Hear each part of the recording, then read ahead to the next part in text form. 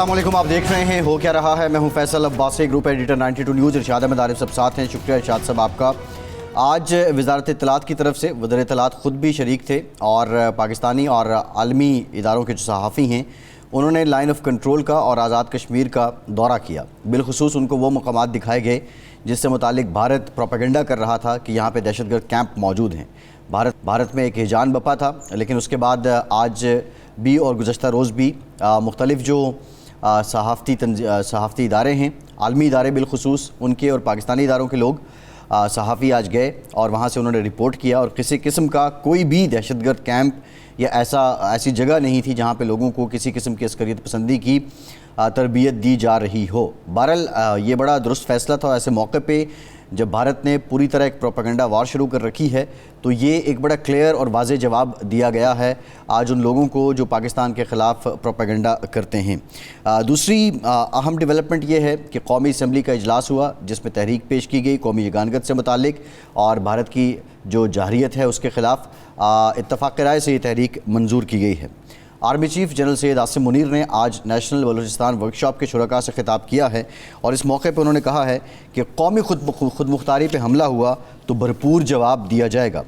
Army chief ने इस मौके पर यह भी कहा कि दहशत गर्दी का कोई मज़हब, मसलक या कौम नहीं होती है, कौमी यकजहती के साथ इसका मुकाबला किया जाएगा।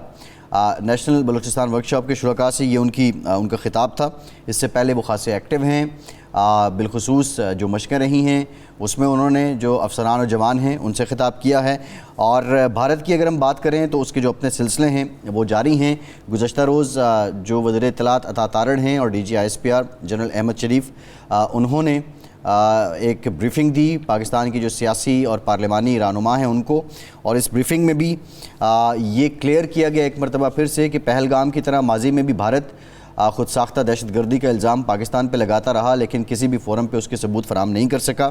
तमाम सियासी अमायदीन ने इस मौके पे यकजहती का इज़हार किया है और अफ़वाज पाकिस्तान के साथ शाना बशाना खड़े होने के अज़्म को दोहराया है। ईरानी वज़ीर ख़ारजा पाकिस्तान में हैं, सफ़ारती महाज पे क्या चल रहा है, इन तमाम मामलात पे आज के प्रोग्राम में बात कर ज्वाइन कर रहे हैं साबिक़ वज़ीर इत्तलात और पाकिस्तान के सीनियर सियासतदान फवाद चौधरी साहब। चौधरी साहब बहुत शुक्रिया आपके वक्त का। इरशाद साहब, ये जो प्रोपेगेंडा हो रहा था और भारत हमेशा से इसको कैश भी करता है, अब विजुअली वहाँ जाके पाकिस्तानी और आलमी मीडिया ने इस बात को क्लियर किया है कि जो आपने पॉइंट्स स्पॉट किए हुए थे उस पर तो ऐसा कोई कैंप मौजूद नहीं है जिसको लेके आपने एक तूफ़ान बपा किया हुआ था। आप समझते हैं कि जो आलमी बरादरी है अब उसको इस बात का यकीन कर लेना चाहिए कि भारत हमेशा से ये बेबुनियाद इल्ज़ामात लगाता रहा है? देखिए, आलमी बिरादरी यकीन करे ना करे लेकिन पाकिस्तान ने एक बेहतरीन मूव की है।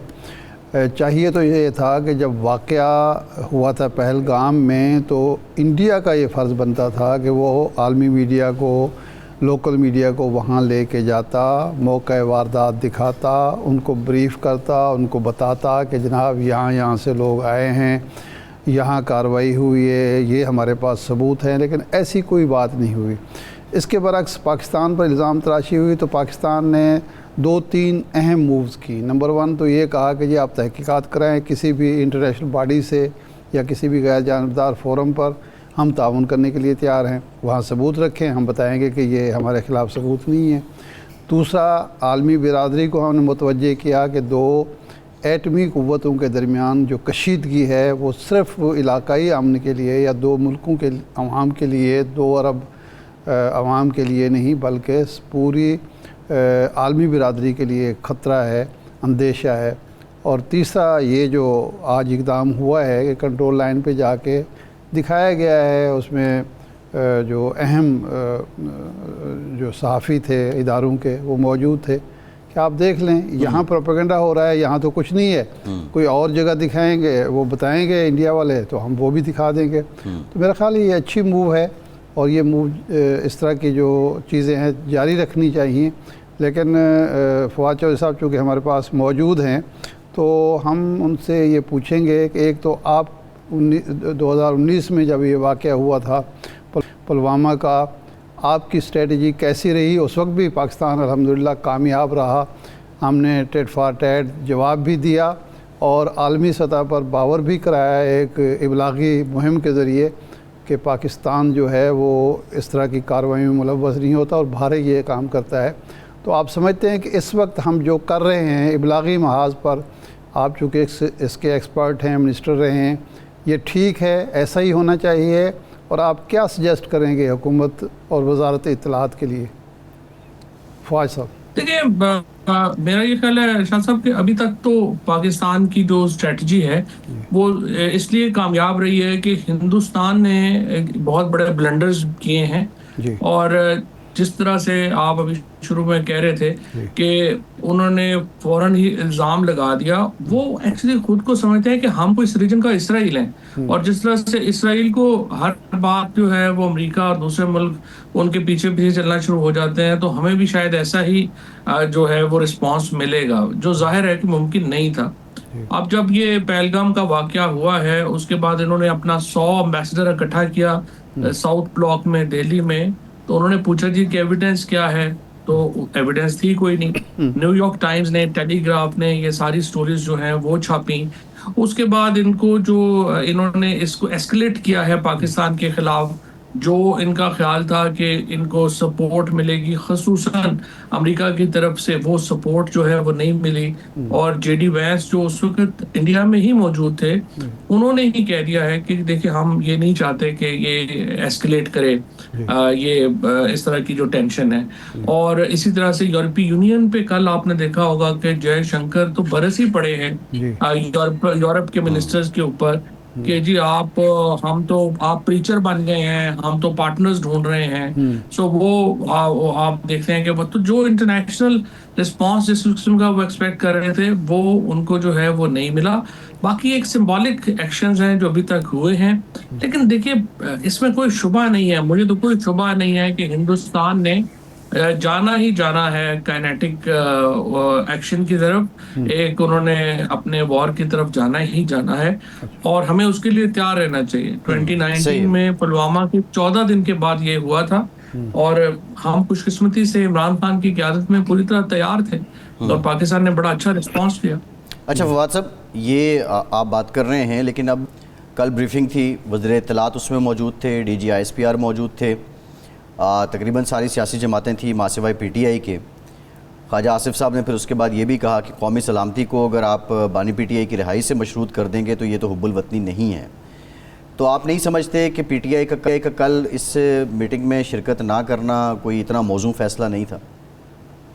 کل کی میٹنگ کی کوئی اہمیت نہیں تھی، اور ابھی تک تو سچی بات یہ ہے کہ اگر آپ سچ پوچھیں تو حکومت کی طرف سے، ارباب اقتدار کی طرف سے، جو لوگ حکومت میں طاقتور ہیں، کوئی ایسا اقدام نہیں کیا گیا جس سے یہ ضرورت محسوس ہوئی ہو کہ پاکستان میں ایک اتحاد کی یا یگانگت کی یا یونٹی کی ضرورت محسوس کر رہے ہیں۔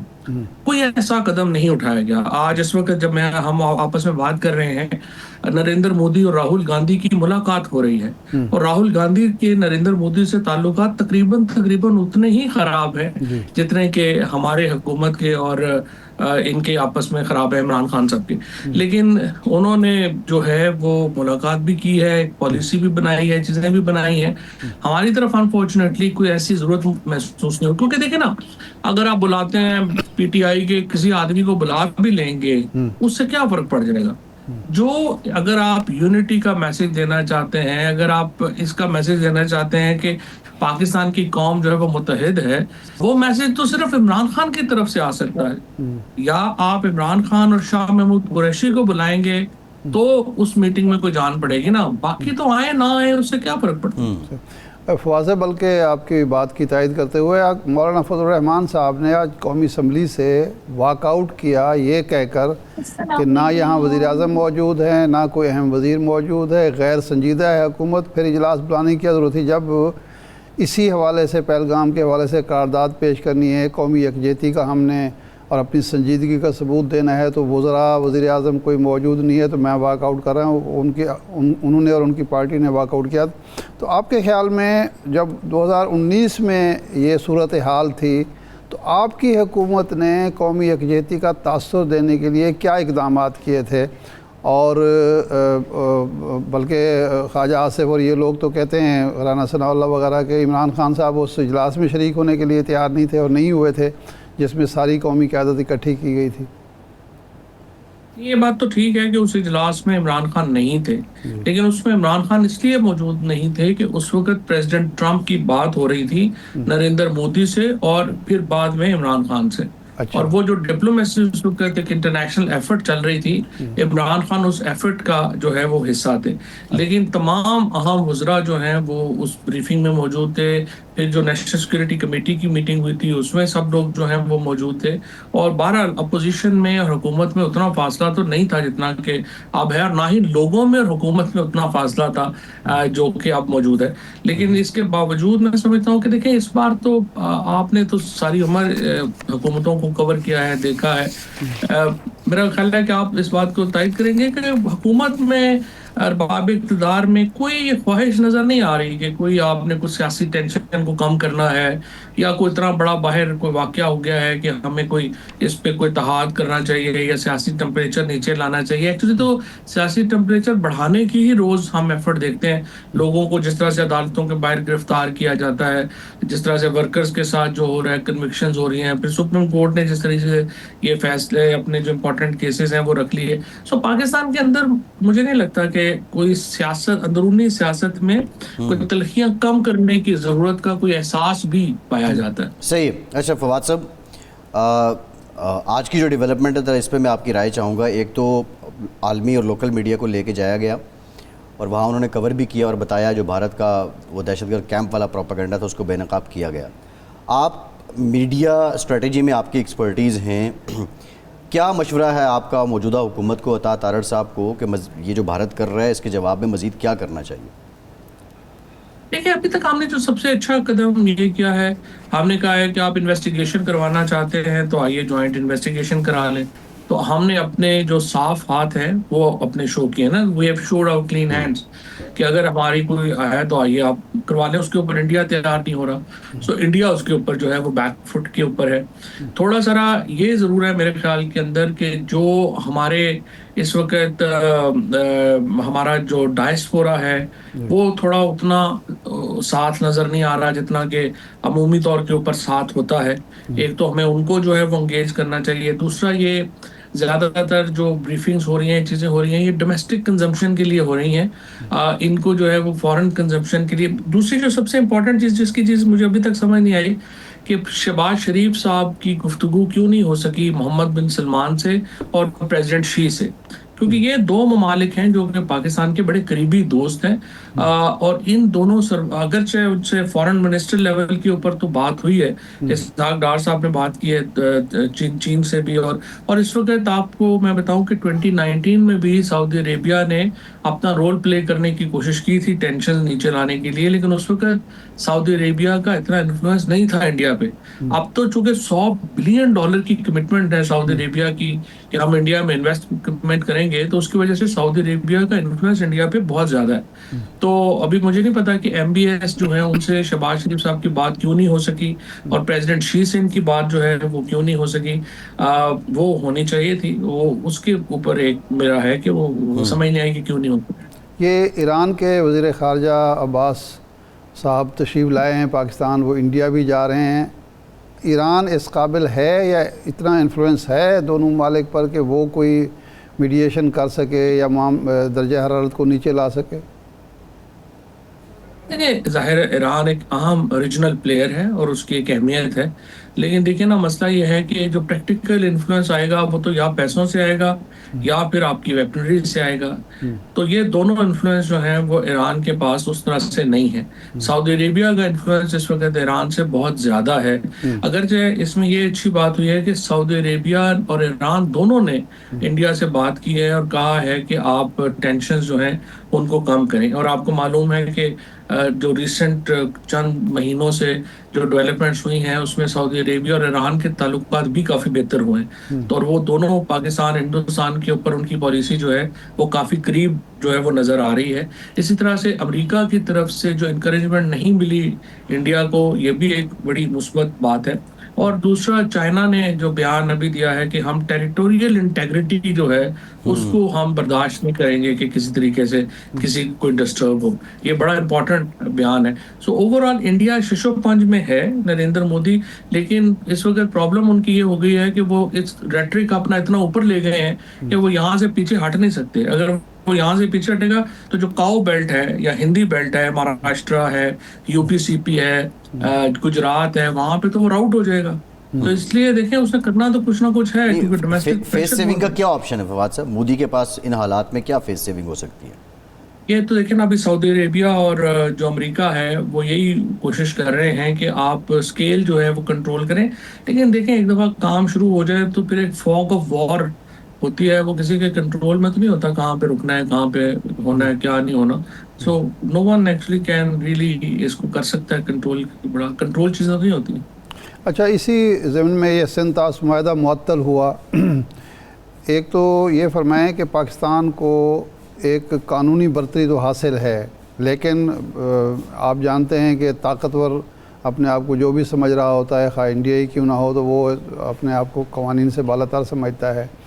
اگر یہ معاہدہ جو معطل ہوا ہے اس کی روشنی میں ہمارا پانی روکتا ہے, چونکہ 3 ڈیم تو اس نے بنا لیے ہیں ہمارے ہی پانی پر, جہلم اور اس پہ چناب پہ, اگر روکتا ہے تو ہمیں کیا نقصان ہے اور ہم کس طرح اس کو باز رکھ سکتے ہیں؟ دیکھیں صاحب, یہ بھی ایک نا سمبولک سٹیپ ہے, پریکٹیکلی یہ پاسبل نہیں ہے. دریا جو ہے وہ ٹوٹی تو ہے نہیں کہ آپ نے بند کر دی ہے.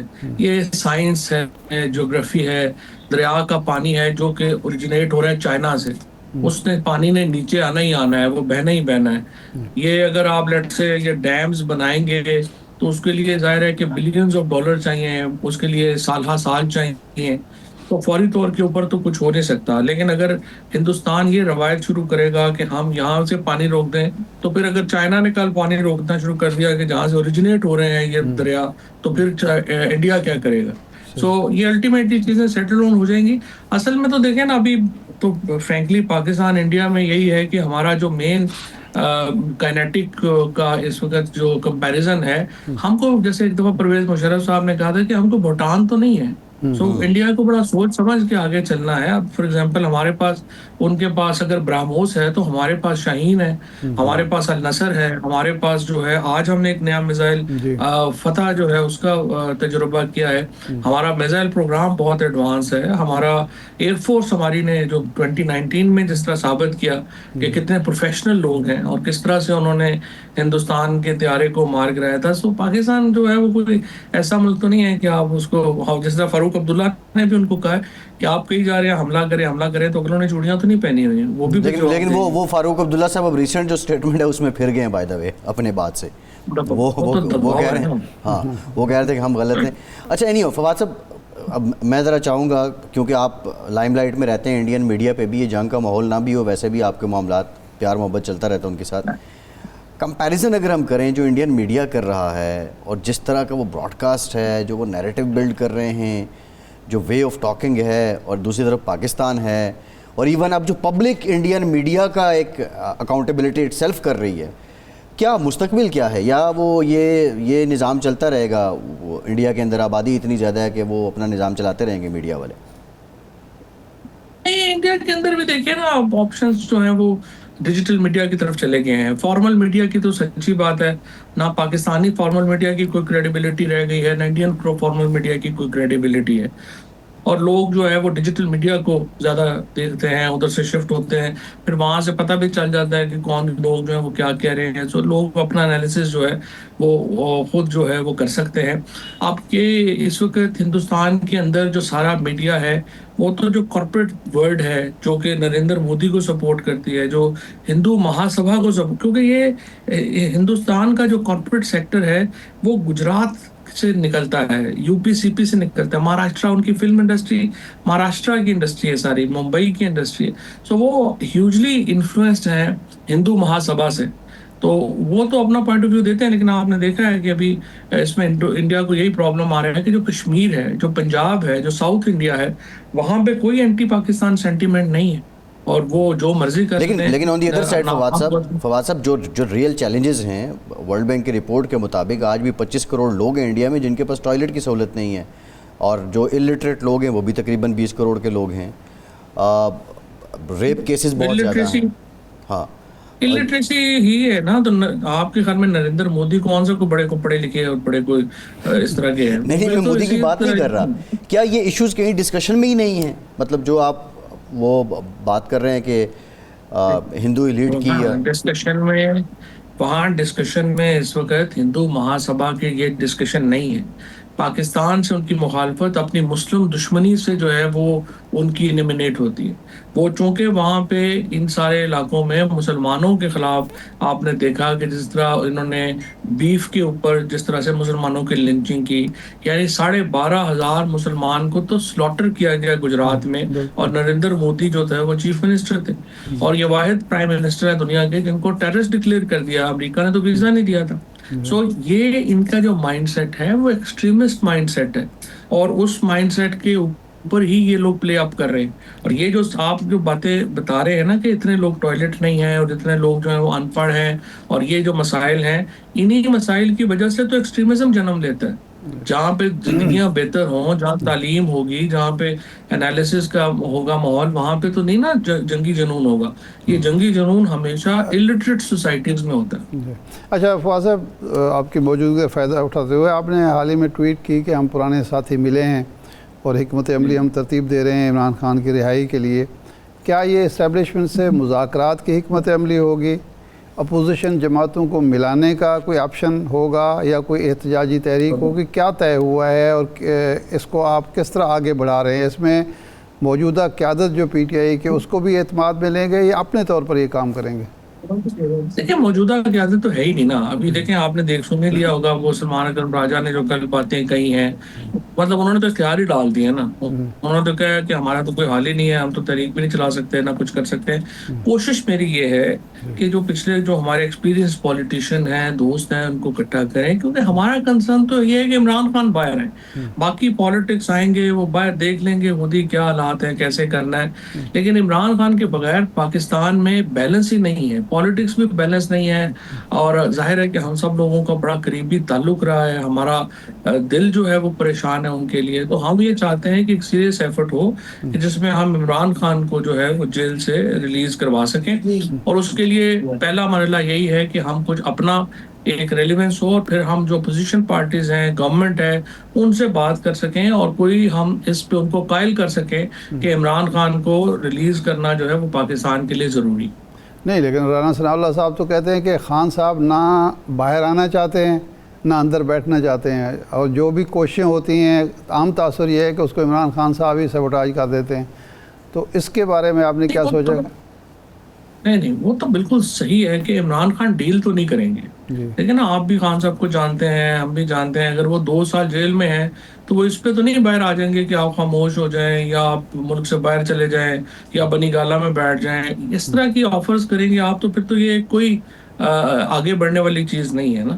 آپ نے جو بات ہونی ہے وہ یہی ہونی ہے کہ عمران خان کہیں گے 6 مہینے میں الیکشن کروائیں, آپ کہہ رہے ہیں جی ہم نے 2.5 سال میں کرانے ہیں. تو یہ درمیان کی جو مدت ہے یہ مذاکرات ہیں. آپ کب صاف اور شفاف الیکشن کرانے آپ کو کتنا ٹائم فریم چاہیے, وہ ہم خان صاحب سے بات کر سکتے ہیں. خان صاحب جو ہے ان کو ہم اس بات کے اوپر لا سکتے ہیں کہ کچھ مدت وہ بڑھا دیں, کچھ مدت یہ کام کریں. نیگوسیشن تو یہ تو دیکھیں, یہ تو بچگانہ باتیں ہیں کہ خان صاحب اب بنی گالا چلے جائیں یا کے پی چلے جائیں, وہاں پہ خاموش ہو کے بیٹھ جائیں, کہاں وہ مانیں گے.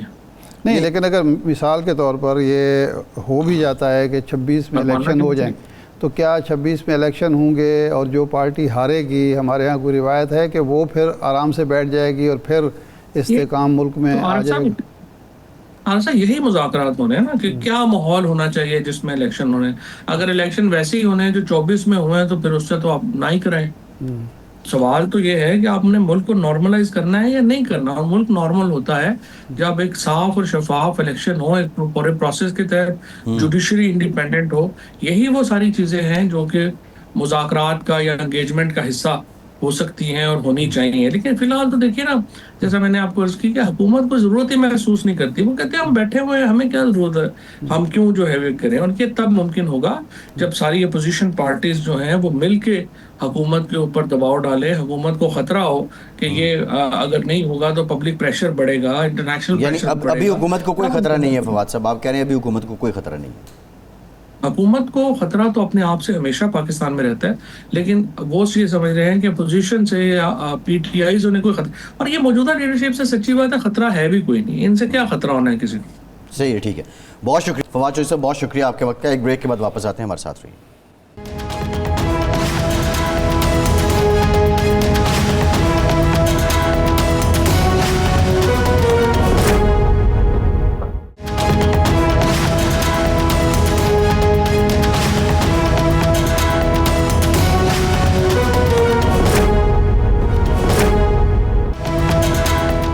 بریک کے بعد ایک بار پھر سے آپ کو خوش آمدید کہیں گے. ارشاد صاحب, ہم پہلے بھی ڈسکس کر رہے تھے, لیکن یہ سارا جو معاملہ ہوا ہے پہلگام, اس کے بعد جب سے ہم نے دیکھا انڈیا کے اندر بھی اب وہ حالات ویسے نہیں ہیں نریندر مودی کے لیے جس طرح پہلے وہ فالس فلیگ کی آڑ میں اپنا ایک پولیٹیکل نیریٹو بنا لیتے تھے, ووٹ اکٹھے کر لیتے تھے. اس کی وجہ کیا ہے کہ کیا وہاں پہ بھی اب ایکسپوز ہو چکے ہیں وہ, یا وہ طوالت جو ہے وہ اقتدار کی ہو چکی ہے؟ اس پہ آپ رسپونڈ کر دیجیے گا. ہمیں جنرل ریٹائرڈ غلام مصطفیٰ صاحب نے بھی جوائن کیا ہے, دفاعی تجزیہ کار ہیں. جنرل صاحب بہت شکریہ آپ کا, آپ کی طرف آئیں گے. ارشاد صاحب آپ کمنٹ کر لیں. دیکھیں, دو چیزیں بہرحال جو ہیں وہ ذہن میں رکھنی چاہیے. نمبر 1 تو یہ ہے کہ ایک ٹریک ریکارڈ ہے مودی کا پچھلے 10-12 سال کا, اس کی وجہ سے وہاں ایک رائے عامہ موجود ہے کہ جی ہر واقعے کو یہ اپنے سیاسی مقاصد کے لیے استعمال کرتے ہیں, قومی سلامتی کو بھی سیاسی مقاصد پر قربان کرنے کی کوشش کرتے ہیں. ایک تو یہ رائے بن چکی ہے. دوسرا, بہرحال اس بات کو تو داد دینا کہ وہاں جو تمام تر مشکلات کے باوجود میڈیا بہرحال کسی نہ کسی حد تک, اور سیاستدان جو ہیں کسی نہ کسی حد تک وہ آزادی سے اپنا حق استعمال کرتے ہیں, اپنی بات کہتے ہیں. اور یہی وجہ ہے کہ پارلیمنٹ کے اندر بھی پارلیمنٹ کے باہر بھی مودی کو مشکل صورتحال کا سامنا ہے. یہ جمہوریت کے ثمرات ہیں. لیکن مودی کی تھرو آؤٹ یہ کوشش رہی ہے. جو پچھلا الیکشن ہوا ہے, راہل گاندھی نے تو برملا یہ کہا کہ اس نے بیوروکریسی کو بھی ہمارے خلاف استعمال کیا, قومی وسائل کو بھی ہمارے خلاف استعمال کیا. بھرپور کوشش ہے, لیکن بہرحال ایک عرصہ گزرنے کے بعد وہاں تھوڑی سی جو جمہوری سطح پر لوگوں کے اندر میچورٹی ہے, اس کا نقصان مودی کو ہو رہا ہے, ملک کو فائدہ ہو رہا ہے جی, اور اس سے ہمیں بہرحال سبق سیکھنا چاہیے. بالکل ٹھیک. لیکن غلط نیریٹو جو ہے اس کو آپ جتنا بھی دودھ شکر میں ملا کے پیش کرنے کی کوشش کریں, بہرحال اس نے ایکسپوز ہونا ہوتا ہے اور وہ ہو رہا ہے. صحیح. جنرل صاحب, پہلے تو یہ بتائیے ابھی تک کی جو ڈیولپمنٹس ہیں آپ دیکھ کے کیا سمجھتے ہیں کہ جنگ کا خطرہ اب ٹل چکا ہے یا بھارت کوئی بھی حرکت کر سکتا ہے کسی بھی وقت؟ دیکھیے, جنگ سے اگر آپ کی مراد یہ ہے کہ کھلے عام ہر طرف سے گولہ باری شروع ہو جائے گی تو اس کے لیے وقت چاہیے ہوتا ہے تیاری کا, وہ بھارت کے پاس نہیں ہے. اور پاکستان کو اللہ تعالیٰ نے بہت ساری جہاں پاکستان کے لیے آسانیاں فرمائی ہیں, یہ ایک آسانی پاکستان کے لیے ہے کہ ہم جنگ کی تیاری کے لیے بھارت سے بہت پہلے ہمارے پاس بہت کم وقت میں ہم تیار ہو جاتے ہیں. ایک تو یہ بہت بڑا ڈفرینس ہے. دوسرا, جو کنونشنل ڈومین ہے جس کے بارے میں ہم عام طور پہ بات کم کرتے ہیں, کنونشنلی بھی پاکستان کی فورسز نے اوور دا ایئرس اپنے محدود وسائل میں رہتے ہوئے ایک ڈائنامزم ہے پاکستان کی فوج میں, ایئر فورس میں, نیوی میں. انہوں نے اپنے آپ کو بتدریج آہستہ آہستہ کر کے اسٹیج پہ لے آئے ہیں کہ اب ہماری جو کنونشنل الحمدللہ کیپبلٹی ہے, ٹھیک ہے ہم جارحیت کرنا نہیں چاہتے, نہ ہی ہم نے کرنی ہے, نہ ہی ہماری فورس ایسی کنفیگرڈ ہے, لیکن جو بھارت کی طرف سے کوئی بھی جارحیت جو ہو سکتی ہے اس کے لیے ہم نے ہر طرح سے تیاریاں کی ہوئی ہیں. اور انشاءاللہ اس ڈومین میں بھی پاکستان کے پاس ایسی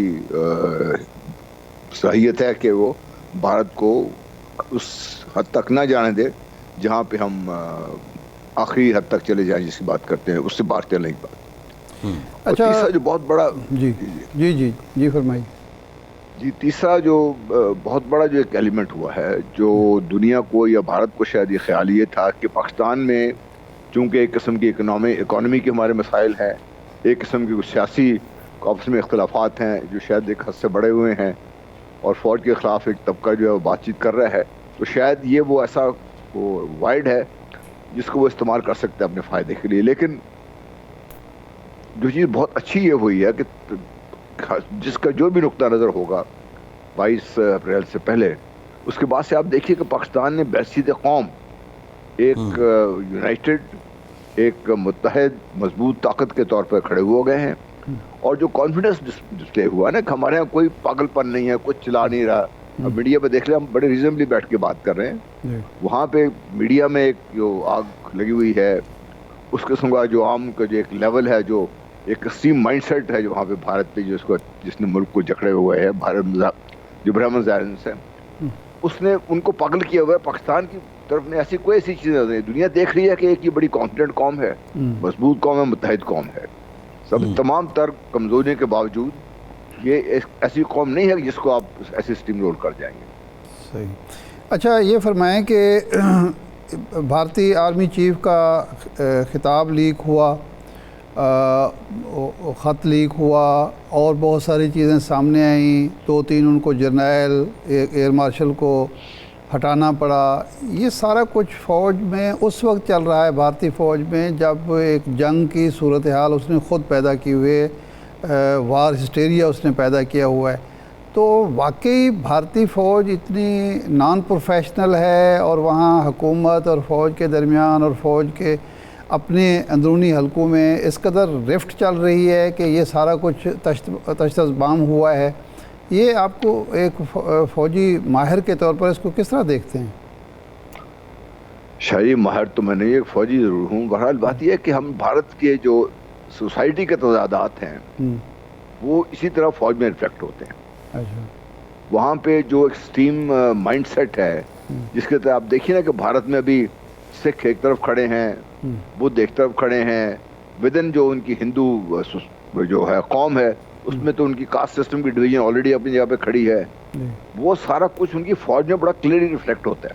اچھا. اور وہ چیزیں وہ فوج میں بھی جاتی ہیں. ان کی آپس میں جو ان کے جو اختلافات ہیں، بحیثیتیں، جو بھی آپ کہہ سکتے ہیں، کاسٹ سسٹم کی وجہ سے یا مذہب کی وجہ سے، وہ بڑا کلیئرلی وہاں پہ ریفلیکٹ ہوتے ہیں. ان کے وہاں پہ یہ کوئی اچنبے کی بات میرے لیے نہیں ہے، کیونکہ بھارت میں اس قسم کی چیزیں پہلے بھی ہوتی رہی ہیں، اب بھی ہو رہی ہیں. اور یہ جیسے جیسے مودی صاحب کا رول بڑھا ہے، انہوں نے یہ جو ان کے آپس میں فیچرز تھے ود ان دی سوسائٹی، اور وہی جو فوج میں بھی ہے، وہ آپ کے سامنے آ رہے ہیں. وہاں پر تو پروموشن تک بھی اب صرف بی جے پی سے کانٹیکٹ کی بنا پہ ہو رہا ہے. مسلمان کبھی اوپر جا کوئی جاتا ہوا نظر نہیں آئے گا. ایک آدھ مسلمان جنرل تھے، لیفٹنٹ جنرل، یہ پچھلی 2 دہائیوں سے کی بات ہے، کہ ان کا چانس تھا کہ وہ آرمی چیف بنتے تھے سینیٹری کے لحاظ سے. ان کے ہیلی کاپٹر کو مار کے گرا دیا انہوں نے. تو یہ ان کے پھر ان کی جو ودن آپ دیکھیے کہ کتنی ان کی تحریک کے اندر چل رہی ہیں، مضبوط ہیں یا کمزور ہیں، وہ قطع نظر اس کے تحریک کے اندر کتنی چل رہی ہیں. پھر بہت سے جو کشمیر میں جب ظلم ہو رہا ہے دیکھ رہے ہیں، باقی جو مظالم دیکھ رہے ہیں، ان کی سوسائٹی میں ایسے لوگ موجود ہیں جو اس چیز کو پسند نہیں کرتے. اس لیے فوج کے اندر سے آپ کو آوازیں اٹھ رہی ہیں. اور اس میں ایک اور چیز میں ایڈ کر دوں، آپ ہمارے اپنی جو ادارے ہیں اس کام کے لیے، ان کو بھی تو آپ داد دیجئے نا کہ انہوں نے کیسی کیسی چیزیں نکال کے پیش کر دی ہیں. ان کا سارا جو منصوبہ تھا وہ ودن سارا تشدد بام ہو گئے، جس وجہ سے ان کے جو آج وہاں پہ جو انٹیلیجنس کے چیف تھے ان کو بھی فائر کرنا پڑا انہیں. اچھا یہ جنرل صاحب جو آپ نے بات کی ہے، یہ بڑی امپورٹنٹ آپ نے بات کی. جب جنرل ڈی ایس رانا کی آپ بات کر رہے ہیں، جو پریس بیورو آف انڈیا ہے، ان سے یہ سوال ہوا تو انہوں نے جواب یہ دیا کہ ان کو انڈمان اینڈ نائکوبار کا چیف لگا دیا گیا ہے اور وہ زیادہ پریسٹیجیس پوسٹ ہے. یعنی اب ایک چیز تو کلیئر ہو رہی ہے کہ وہ اس بات کی نہ تردید کر رہے ہیں نہ تصدیق کر رہے ہیں کہ وہ اس عہدے پہ ڈی آئی چیف کے طور پہ موجود ہیں یا نہیں ہیں. دوسرا لیکن سوال جو ارشاد صاحب کا بھی تھا کہ ایسے وقت میں جب آپ کا میڈیا، آپ کی حکومت ایک جنگی ماحول بنائے ہوئے ہے اور آپ ایسے تقرر کر رہے ہیں، تو میسج کیا ہے کہ انڈیا کے جرنیل پھر سے جنگ لڑنے میں سیریس نہیں ہیں، وہ رائے فرار اختیار کر رہے ہیں؟ دیکھیے، رائے فرار تو میں نہیں کہوں گا، پروفیشنلز ہیں ان کو، we must respect them as professional. لیکن ان کو پتہ ہے کہ ان کی کمزوریاں کیا ہیں. ان کو پتہ ہے کہ ایسے وقت میں جب پاکستان ایک جس طریقے سے مضبوطی سے کھڑا ہے، اگر حملہ کیا تو نقصان کیا ہوگا اس کا. اچھا کیونکہ رافیل تیار تو لے لینا انہوں نے، ان کو ایبزارب کر کے ان کو اس لیول پہ لے کے آنا جس سے ہمارے پائلٹ کے ماہر ہیں، یا فوج میں بڑے بڑے ہتھیار لے کے آ جانا، ان ٹیکنالوجی کو ایبزارب کرنے میں بھی عرصہ لگتا ہے اس پہ. اچھا آپ ایک لے آتے ہیں، ایک عرصہ لگتا ہے جب آپ ٹرین کر کے اس کو ایفیشینٹ لیول پہ لے کے آ جاتے ہیں اس کے اوپر، تو وہ بھی آپ کے سامنے ہے. اور ایک چیز اور بڑی ہے، ان کی فوج میں جو سیاسی درندازی ہے نا بہت زیادہ ہے اس پہ. اچھا ہاں وہ بہت زیادہ ہے. وہ مودی صاحب کی پسند ناپسند پہ، یعنی بی جے پی کی پسند ناپسند پہ کام چلتا ہے وہاں پہ. وہ ایک بہت بڑا فیکٹر ہے جو عام طور پہ ہمارے یہاں اسٹڈی نہیں ہوتا، وہ ہے وہاں پہ ایک کمزوری ان کے بیچ میں ہے یہ. اچھا یہ فرمائیں کہ آپ کیا دیکھتے ہیں کہ یہ جو اندرونی چپکلش ہے فوج کے اندر، یا ایک آپ پروفیشنلزم اس کو کہہ رہے ہیں، پروفیشنلزم ہے کہ جی جنگ کی طرف ہمیں نہیں جانا چاہیے، اس کے بعد چھوٹے موٹے سرجیکل سٹرائک کا راستہ بھی بند ہو گیا ہے، امکان باقی نہیں رہا، اور اب بھارت کو یا مودی کو ہوش کے ناخن لینے ہوں گے اور کوئی نہ کوئی عالمی دباؤ کو قبول کرنا ہوگا تاکہ اس کی مزید جو خرابیاں ہیں، کمزوریاں ہیں، اندر کی چپکلش ہے، نمایاں نہ ہو. دیکھیے مودی کا ذہن کو اور جو اس وقت ذہنیت جو بھارت کو رول کر رہی ہے، ہمیں اس کو سمجھنے کی ضرورت ہے. شادی آپ مجھ سے بہتر سمجھتے ہیں کہ جو اس قسم کا جو ہندوتوا کہتے ہیں ہم اس کو، یا برہمنزم کہہ لیں، جو اس وقت جو جکڑے ہوئے پورے معاشرے کو، اس کو ایک ایکسپریشن چاہیے اپنی طاقت کا. کیونکہ جس زوم میں وہ مبتلا ہیں وہ اس کا آہستہ آہستہ اشکار تو ہو رہا ہے، لیکن وہ حد سے زیادہ اس کا وہ نہیں ہونے دینا چاہتے، کیونکہ ان کو بھی پتا ہے کہ اگر دنیا کو، بھارت نے تو بتایا ہوا تھا ہم بہت بڑی طاقت بن چکے ہوئے ہیں، اب پاکستان کے سامنے کچھ کرنے کو تیار کرنے سے وہ ہچکچا رہے ہیں. تو مجھے جو ڈر ایک اور ہی ہے کہ کہیں پاکستان میں خدا نہ خاصا دہشت گردی کا ایسا بڑا واقعہ نہ ہو جائے جس کو وہ کلیم کر لیں گے. بھارت نے کبھی اس سے ہوتے نا، کوئی شرم نہیں کی انہوں نے کبھی بھی کہ اگر ایسا کہو کہ بھائی کہے کہ ٹھیک ہے وہ دنیا کو بتا سکیں یہ دیکھیں ٹیررزم بھی ہو سکتا ہے پاکستان میں. یعنی وہ کلیم کریں گے کہ یہ ہم نے کرایا ہے، اس کو مان لیں گے. وہ یہ کلیم کریں، جی وہ ماننے کے کئی طریقے ہیں نا شاہ جی، کئی چیزیں سے مان لیں گے، وہ کئی طریقے ہیں ماننے کے. ان کا میڈیا شور مچا دے گا کہ یہ پاکستان کے اندر سے جو بیٹھے ہوئے تھے ہم نے کرایا ہے. وہ اوپنلی تو اس قسم کی چیزیں نہیں مانتے، لیکن جب پاکستان میں ایسا واقعہ ہو جائے گا، پاکستان کو پتہ ہے کہاں سے ہو رہا ہے، کیسے ہو رہا ہے، یہ پاکستان دنیا کے سامنے رکھے گا تو بھارت اس پہ اتنا زیادہ واویلا نہیں کرے گا. مطلب کئی طریقے ہوتے ہیں جیسے دنیا کو اپنے لوگوں کو مطمئن کرنے کے لیے وہ کئی طریقے سے کر سکتے ہیں. اس سے نہیں، اگر وہ اپنے لوگوں کو تو مطمئن کرے گا جنرل صاحب. ابھی ٹروڈو کی جو سٹیٹمنٹ ہے وہ کوئی دور کی بات نہیں ہے. خود امریکہ کے اندر ایک سکھ رہنما کو مارنے کی سازش پکڑی گئی، تو عالمی برادری بھی تو کوئی رسپونڈ کرے گی نا. اس کا تو کیا انٹرنیشنل دباؤ بھارت پہ نہیں آئے گا؟ دیکھیے عالمی برادری کے بارے میں تو بات کم ہی کریں تو بہتر ہے. عالمی برادری نے غزہ میں کتنے لوگ شہید کروا دیا، عالمی برادری نے کیا کیا اس میں؟ عالمی برادری کے سامنے کشمیر میں جو قتل عام ہو رہا ہے وہ نظر نہیں آتا. عالمی برادری جو آسام میں انہوں نے مسلمانوں کے ساتھ کیا ہے، جو جن کو خود لے کے آئے تھے بھارت 1970 میں، جن کو استعمال کیا انہوں نے پاکستان فوج کے خلاف بختیبانی کے طور پہ، وہ 40 لاکھ خاندانوں کی شہریت منسوخ کر دی ہے. اس کا مطلب تقریباً 2 کروڑ سے زیادہ لوگ ایسے ہیں جس وقت کسی ملک کے شہری نہیں ہیں. تو یہ دنیا کو نظر آ رہا ہے، اس پہ دنیا اس پہ بات اٹھائی ہے اس پہ. اچھا اس وقت بولا ہماری جو اس وقت قومی سطح پہ سیاسی پالیسی ہے، ہماری جو ابلاغی پالیسی ہے، میڈیا کی پالیسی ہے، آپ سمجھتے ہیں کہ یہ اطمینان بخش ہے اور ہم نے بحیثیت قوم ایک ذمہ دارانہ کردار بھی ادا کیا ہے اور بھارت کی تمام تر جارحانہ عزائم کو ناکام بنانے کے لیے اتحاد کا ثبوت بھی دیا ہے؟ یا آپ کو مشورہ دیں گے کہ مزید حکومت کو، اپوزیشن کو، میڈیا کو کیا کرنا چاہیے؟ دیکھیے میرا اپنا خیال یہ ہے کہ ہماری میڈیا نے انتہائی ذمہ داری کا ثبوت دیا ہے اور انہوں نے وار ہسٹری کریٹ ہونے سے اپنے آپ کو روک کے رکھا ہے. لیکن میڈیا کو اگر آپ اتنی ہو کہ بھئی وہ بات بھی کر سکیں جو عام طور پہ لوگ ہچکچاتے ہیں بات کرنے سے، تو میرا خیال ہے میڈیا شاید اس وقت اور بہتر پرفارم کر سکے، کیونکہ یہ تو واضح ہو گیا ہے کہ ہمارا میڈیا بحثیت مجموعی ایک انتہائی ذمہ دار میڈیا ہے. یہ تو ایسی بات نہیں قطع کلامی معاف، یہ تو پاکستان کی میڈیا نے ہمیشہ ثابت کیا. 1965 کی جنگ سے لے کر آج تک ہمیشہ ثابت کیا ہے اور اعتراف بھی کیا جاتا رہا ہے، لیکن اس کے بعد پھر پابندیوں کا شکار بھی رہتا ہے۔ یہ حکومت کو اس بات کا ادراک ہونا چاہیے کہ وہ اپنا خود نقصان کر رہی ہے۔ جس طرح میڈیا نے اس وقت حکومت کا نہیں پاکستان کا ساتھ دیا ہے، حکومت کو پتہ ہونا چاہیے کہ ان کے خلاف تو میڈیا بات کرے گا، لوگ بات کریں گے، حکومت ہے نا، ان میں غلطیاں بھی کرتے ہیں، لیکن پاکستان کے خلاف تو کبھی کسی نے بات نہیں کی۔ یہ حکومت کو اس کا ادراک ہونا چاہیے، کیونکہ جب تک میڈیا پاکستان کے خلاف کوئی ایسی بات نہیں کرتا، پھر میرا خیال ہے میڈیا کو اتنا تو بات ہونی چاہیے، جو لوگ بیٹھ کے بات کریں۔ کوئی یہ بھی ایک اصلاح کا ذریعہ ہے نا، میں اگر اپنی رائے دے رہا ہوں تو میں پاکستان کے خلاف بات نہیں کر رہا، میں یہ کہہ رہا ہوں کہ حکومت نے یہ کام ٹھیک نہیں کیے، اس میں ان کو اور بہتری لانے کی ضرورت ہے۔ میں ان سے شاید اختلاف رکھتا ہوں گا، ان کو ووٹ نہ دوں گا، لیکن جب پاکستان کی بات آئے گی تو میں پاکستان کی بہتری کے لیے بات کروں گا۔ زیادہ تر میڈیا یہی سوچ رکھتا ہے۔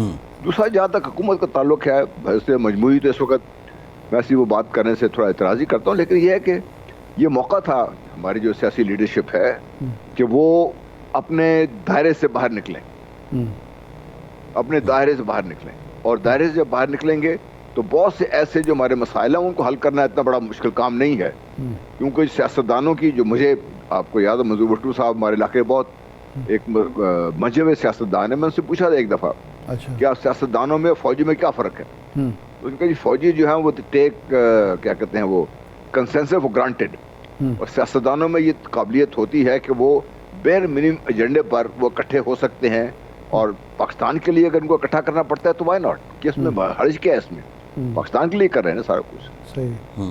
صحیح ہے، بالکل ٹھیک ہے، بہت شکریہ lieutenant general retired Ghulam Mustafa صاحب آپ کے وقت کا۔ ایک بریک کے بعد واپس آتے ہیں۔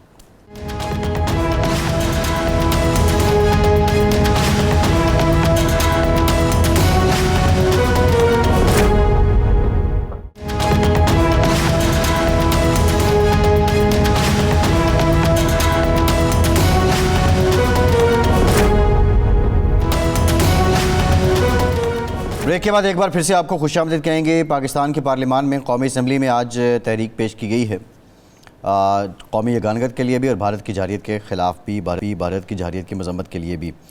جو تحریک منظور کی گئی ہے وہ متفقہ طور پہ منظور کی گئی۔ بہرحال مولانا فضل الرحمان صاحب جو ہیں ان کی جماعت نے کچھ وزیر اعظم صاحب اور جو کلیدی لوگ ہیں، وزراء ہیں، ان کے نہ آنے پہ احتجاج کیا اور ایک واک آؤٹ بھی کیا۔ ارشاد صاحب، اوور آل میسج، اوبویسلی حکومت کوشش تو کر رہی ہے، اسمبلی سے بھی آ رہا ہے، سینٹ سے بھی قرارداد منظور ہوئی ہے، ڈیبیٹ کس نوعیت کی ہونی چاہیے ہمارے پارلیمان میں، آپ کیا سمجھتے ہیں؟ ویسے داد دینی چاہیے ہماری وزارت قانون اور پارلیمانی امور کو، انہوں نے اجلاس طلب کیا ہوگا نا، سمری بھیجی ہوگی کہ ایک ایسے موقع پر آپ اجلاس بلا رہے ہیں اس دن جب وزیر خارجہ ایران پاکستان آ رہے ہیں، ظاہر بات ہے کہ وہ وزیر اعظم سے ملیں گے، وزیر خارجہ سے ملیں گے، اور وزراء، اہم وزراء سے ملیں گے، کچھ باہمی دلچسپی کے امور ہوں گے، یہ جنگ کا مسئلہ ہوگا، کوئی اقتصادی معاشی مسائل بھی ہوں گے، اور اسی دن آپ فوری طور پر کل اجلاس بلا لیتے ہیں کہ جی کل ہم نے اجلاس کرنا ہے۔ فضل الرحمان صاحب نے جو اعتراض کیا وہ جائز اعتراض تھا کہ آپ نے اجلاس بلایا ہے اور آپ نے قومی یکجہتی کا مظاہرہ کرنا ہے، تو قومی یکجہتی کا مظاہرے سے پہلے تو آپ کو سنجیدگی کا مظاہرہ کرنا چاہیے نا۔ یہ نظر آنا چاہیے کہ اس اجلاس میں جہاں قرارداد منظور ہو رہی ہے، اپوزیشن سے تعاون طلب کر رہا ہے، وزیر اعظم موجود ہیں یا نہیں ہیں، نائب وزیر اعظم اور وزیر خارجہ موجود ہیں یا نہیں ہیں، وزیر دفاع ہیں یا نہیں ہیں، آپ نے اجلاس بلا لیا ہے۔ تو یہ میرا خیال ہے آج کی بجائے کل بلا لیتے، جب اتنے دن نہیں بلایا تو کل بھی بلا سکتے تھے جب وزیر اعظم وہاں ہوں، اور وزیر اعظم کو ہی انیشیٹ کرنی چاہیے یہ قرارداد، اور انہیں اس موقع پر ایک پالیسی بیان بھی دینا چاہیے۔ تو وہ نہیں ہوا، لیکن اس کے باوجود قومی اتحاد کا مظاہرہ قرارداد کے ذریعے تو نظر آ گیا، لیکن ساتھ ہی ساتھ یہ بھی پتہ چلا کہ حکومت، میں اس کو غیر سنجیدہ نہیں کہہ رہا، غیر سنجیدگی کا بات نہیں کر رہا، یہ حکمت کے منافی بات ہے کہ آپ ایک اہم اجلاس سے اہم وزراء اور وزیر اعظم غائب ہوں، اس موقع پر یہ کام نہیں ہونا چاہیے تھا، لیکن اس کے باوجود یہ ہوا ہے۔ تو اب میرا خیال ہے کل کے اجلاس میں وزیر اعظم صاحب کو، وزراء کو بھرپور شرکت کرنی چاہیے، اور ایک پالیسی بیان دینا چاہیے اور یہ بتانا چاہیے کہ جناب والا اس معاملے میں ہم سنجیدہ بھی ہیں، ہم متحد بھی ہیں، ہم تیار بھی ہیں، سنجیدگی بھی ظاہر ہو، ہمارا اتحاد بھی سب کے سامنے اظہار ہو اس کا، اور یہ بھی پتہ چلے دشمن کو، پتہ تو چل چکا ہے ان کو کہ بھئی یہ لوہے کا چنا ہے پاکستان نے دیکھیں 1947 سے لے کر آج تک یہ تو ثابت کیا ہے کہ خواہ وہ اقتصادی طور پر معاشی طور پر کمزور ہو، خواہ وہ سیاسی حوالے سے کسی قسم کے مسائل کا شکار ہو، لیکن بھارت کے مقابلے میں وہ بہرحال ایک سیسا پلائی دیوار ہے، اور بھارت کا مقابلہ کرنا اس کو خوب آتا ہے۔ اگرچہ ہمارے ہاں مسلسل غلطیاں ہوئیں، ہمیں امریکہ نے بار بار کرانے کی کوشش کی جی آپ کا اور بھارت کا کیا، اور ہمارے ہاں بھی ایسے لوگ پیدا ہو گئے جنہوں نے ماشاءاللہ مسلسل، وہ سیاستدان بھی ہیں، صحافی بھی ہیں، کہ جی ہمارا ان کا کیا مقابلہ، وہ بھائی مقابلہ ہے، اس لیے کہ جب ہمارے وجود کو خطرہ ہو، ہماری بقا خطرے میں ہوگی، تو ہم صرف اس بنیاد پر پیچھے نہیں ہٹ سکتے کہ جی وہ ایک بڑا ملک ہے، اس کے پاس زیادہ مسائل۔ اگر ہم 19 فروری کی جو بات ہے، اس دن کیا ہم نے یہ دیکھا تھا کہ بھارت کے زر مبادلہ کے ذخائر کیا ہیں، یا ہم نے یہ دیکھا تھا کہ اس کی فوج کی تعداد کیا ہے؟ جنگ میں بنیادی چیز جو ہوتی ہے وہ اہلیت، صلاحیت، تربیت، جذبہ، یہ ہوتا ہے۔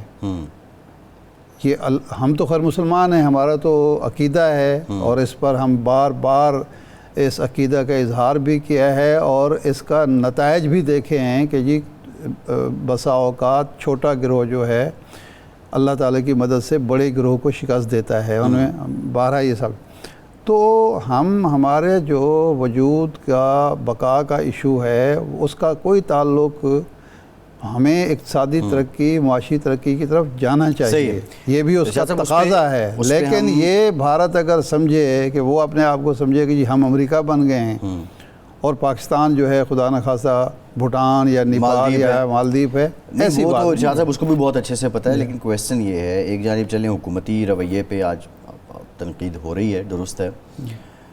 کل وزیر اطلاعات اور D G I S P R نے بریفنگ رکھی ہوئی تھی، پی ٹی آئی کا نہ آنا، اس کی کیا منطق ہے؟ مطلب ساری سیاسی جماعتیں آ رہی ہیں، اگر آپ کا جو مطالبہ ہے کہ کوئی ایسی میٹنگ رکھی جائے، اس میں بانی کو شامل کیا جائے، تو وہ تو میں اس سے اوپر والے لیول پہ بھی میٹنگ ہو سکتی ہے، ایک بریفنگ ہے۔ مجھے یہ بتائیں کہ سیکنڈ جو ٹیئر لیڈرشپ ہے، اس کو بریفنگ کیوں دی جا رہی ہے؟ فرسٹ سے نہیں، پارٹی کی فرسٹ ٹیئر جو لیڈرشپ ہے نا، بریفنگ اب سب کو پتہ ہے، سب جانتے ہیں کہ پاکستان الحمدللہ اس کا دفاع مضبوط ہے، پاکستان جواب دینے کی اہلیت رکھتا ہے، بھارت کے عزائم کیا ہیں۔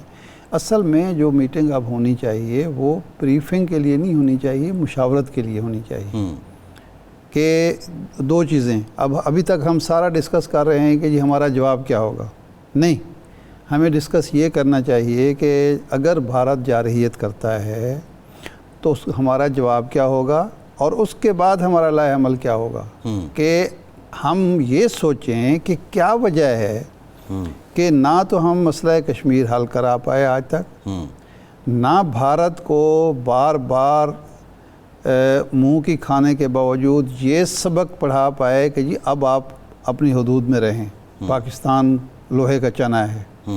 تو وہ کیا ہمارے اندر کمزوریاں، خامیاں ہیں جو اس کو آمادہ کرتی ہیں کہ جی پھر ایک تالے آزمائی مہم جوئی کر کے دیکھیں۔ تو یہ ہم قومی سطح کی لیڈرشپ بیٹھ کے طے کر سکتی ہے کہ جناب یہ چیزیں جو ہیں ہم نے ختم کرنی ہیں، اور ختم کر کے آئندہ کے لیے اس بات کو یقینی بنانا ہے کہ بھارت کبھی للچائی نظروں سے ہمیں دیکھے ہی نہیں، اس کو پتہ ہونا چاہیے کہ جناب یہ ایک نیوکلیر پاور ہے، اس کے نیوکلیر پاور دیکھیں، چین اور روس اور امریکہ کے درمیان جب دونوں نیوکلیر پاور بن گئے تو براہ راست جنگ کا کسی نے نہیں سوچا، کوئی جارحیت کا نہیں سوچا، दूसरे मैदान थे जिसमें वो एक दूसरे के खिलाफ लगे हुए थे। ठीक है ना, भारत को ये पता है कि हम न्यूक्लियर पावर हैं, फिर भी वो जारियत की तरफ आता है। तो सही, हमेशा के लिए ये बात बंद होना चाहिए, भारत को ये पता होना चाहिए कि कम से कम ये काम हम नहीं कर जी ठीक है। इरशाद साहब, प्रोग्राम का टाइम खत्म, बहुत शुक्रिया आपका, आज के प्रोग्राम से इतनी इजाज़त दीजिए।